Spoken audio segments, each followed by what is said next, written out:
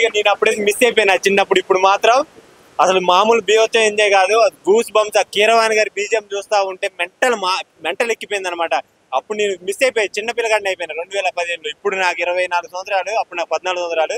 అది నేను మిస్ అయిపోయిందని మళ్ళీ ఇచ్చినందుకు రిలీజ్ గా రాజమౌళి గారికి దండం పెడుతున్నాను. మామూలుగా లేదన్న లోపటైతే ప్రభాస్ ఫ్యాన్స్ అయితే పండగ చేసుకుంటున్నారు. పిచ్చగా ఎంజాయ్ చేస్తున్నారు. చిన్న పిల్లగాళ్ళని కూడా తీసుకొచ్చారు. వాళ్ళు బాహుబలి ఎక్కడమ్మా, బాహుబలి ఎక్కడ నాన్న అని వాళ్ళు మాట్లాడుకుంటున్నారు. బాహుబలిని చంపేశారు. అది చిన్నపిల్లలు ట్విస్ట్ చూపెట్టి చాలా బాగా చేశారనమాట. అమరేంద్ర బాహుబలి అను నేను, రాజమాత పిచ్చి మాత నువ్వు నన్ను చంపబోయావని నమ్మించి దాని చేత నీ మరణ శాసనాన్ని రాయించండ్రా అన్నట్టు రానా గారి డైలాగ్ పిచ్చెక్కిచ్చేశాడు. మామూలు లేదన్న ఆ డైలాగ్స్ అయితే, ఆ బీజియం అయితే పిచ్చెక్కిచ్చేసాడు అనమాట.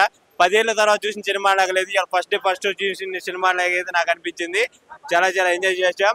రాజ్ అంటే రెబల్ అంటే ఒక్కడేరా ప్రభాస్, అది ఇండియాలో మన ప్రభాస్ రాజేరా అన్నట్టు పిచ్చెక్కిచ్చేసాడు మొత్తానికి అయితే. రెబల్ స్టార్ ప్రభాస్ అంటే ఆ మాత్రం ఉంటది. ప్రభాస్ స్క్రీన్ మీద చూస్తా ఉంటే ఆ అరుపులు ఏంటి, ఆ విజిల్స్ ఏంటి, అసలు ఆ మధ్యలో రాజమౌళి గారు కూడా నిలబడి చూస్తున్నారు అనమాట. అంత ఎక్సైట్మెంట్ ఫీల్ అయిపోయాం మొత్తం. మధ్యలో ఒక కట్టేశాడు అనమాట, ఒక తోలు బొమ్మ టైప్. అది ఇంకా బాగుంది అనమాట. చాలా బాగుంది. 2027 లో రిలీజ్ అవుతుందంట. చూద్దాం, ఇంకా ఎక్సైట్మెంట్ చూద్దాం. ప్రభాస్ గారి కోసం చాలా ఇంకా సినిమా చూడాలని.